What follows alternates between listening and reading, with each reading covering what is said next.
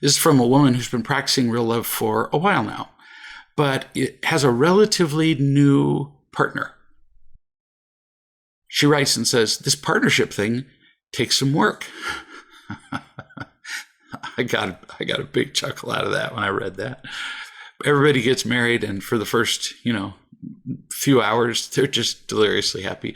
Actually, I've known people who aren't deliriously happy even for the first few hours. I did meet a couple that decided to divorce before they even went on their honeymoon. So no, it's not always guaranteed to be happy. But most people start off doing fairly well, and then they discover, oh my goodness, this takes work. She says, my husband Mark asked me if the clothes that I have hanging on the curtain rod were going to stay there. Apparently these are clothes that were out of the closet hanging on a rod somewhere, and not particularly consistent with a neat-looking room. She continues, it did not feel like a request. I asked him if he was bothered by the clothes. So, listen slowly. When your partner speaks, they own the floor. So your job is to really, really listen. Listen. Don't waste or multiply words. You asked if he was bothered. This is very common in conversations. I see it all the time. Oh, so does that bother you? Well, what a stupid question. It's a waste of time. It's a waste of listening. Of course he was bothered, or he wouldn't have asked. He didn't ask if you were going to leave the clothes on the curtain rod because, wow, he thought that was a great decorating idea. Of course he was bothered. He wasn't taking a survey about clothing storage in the neighborhood either.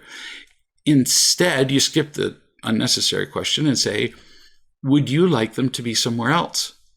Now, you're not promising you're going to move them, but you're solving a problem in his head.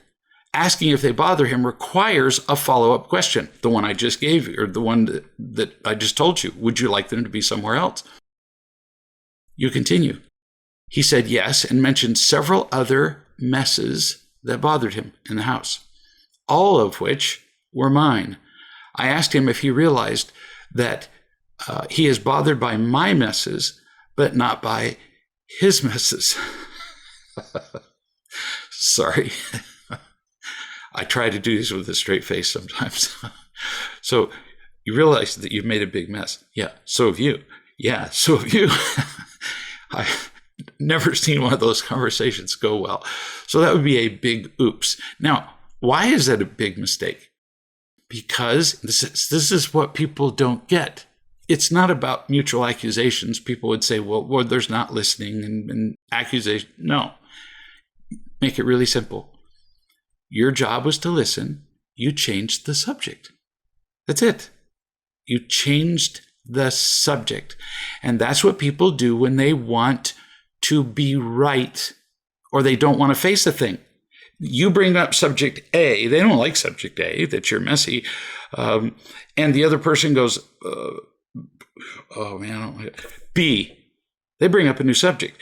Now, they appear to be related because they both involve the word messes and bothered. Yeah, but they're not related because the real subject is that he is bothered. The subject is him. No kidding. In fact, that's almost always true when somebody speaks, the subject is him. He spoke first. The subject was him and how your clothes and your mess affect him. And you changed the subject to his messes and how his messes bother you. Yeah, that's not going to work. It's not good listening. More important, it's not good partnership. Part of you is right now as I'm speaking going, well, but what about his messes? Yes, I know.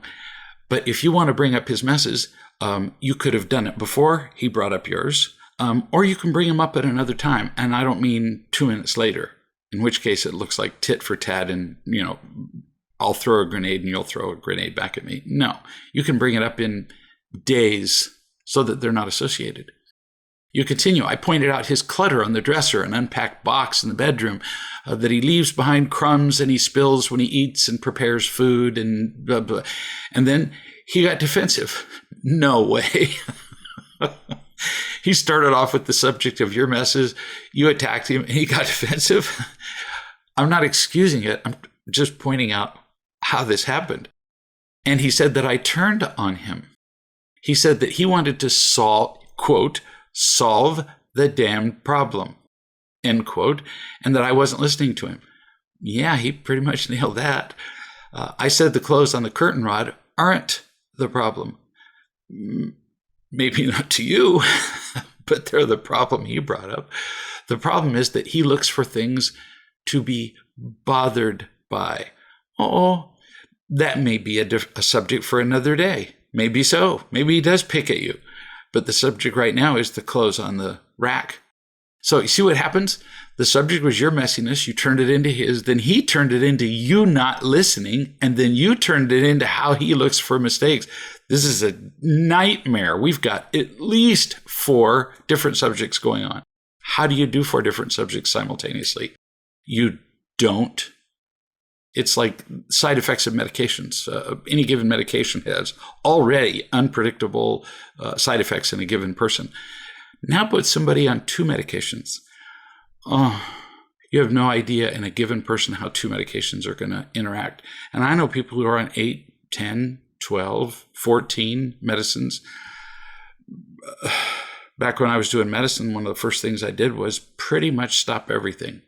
Unless there was some particularly life-threatening problem that had to be addressed. Because we don't know what's going on. And that's what happens in conversations like this. You have no idea what's happening, except that nobody's listening, and now it's just now your life is a mess in addition to the room. You continue. He got angry and defensive more. He said, this is why I don't talk to you about stuff. We're just going to keep multiplying subjects. You don't listen. Honey, he's right.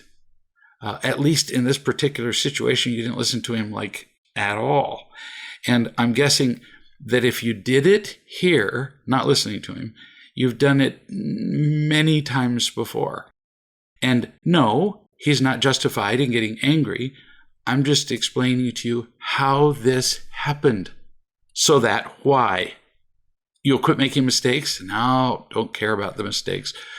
So that you'll be smarter about choosing the next time.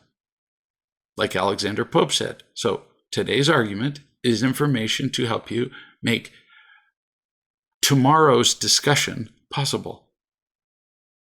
You say, I wasn't telling him that he needed to clean the messes, just pointing out that he's selective on what bothers him. I said, we are solving a problem by talking. No, once you changed the subject, problem solving became impossible. You say, his looking for problems creates conflicts between us. Maybe, but not if you solve them one by one, with one person being the speaker and the other person being the listener. If you argue, 0 problems get solved, like, ever. You say he's frequently bothered by what I do or don't do. He wants me to be like him. He says this repeatedly in a joking way, but he's really not joking. He says, I'm not listening when I don't validate his complaints. Well, now we got another subject, or 2, or 3. This would be exhausting, because you two could do this, all day and all night. And I happen to know that on occasion you have done it all day and all night and gotten nowhere. One subject at a time. As I talk to people on the phone with no conflict, I'm not having a conflict with them at all. And they'll say, I've got several questions to ask you. And in their rush, they'll name one, and then they'll say, and also, thinking that they're somehow continuing the sentence by saying, and. Then they name another one, and I go, is this a separate thing? Well, yeah, but I wanted it. We can only talk about one at a time.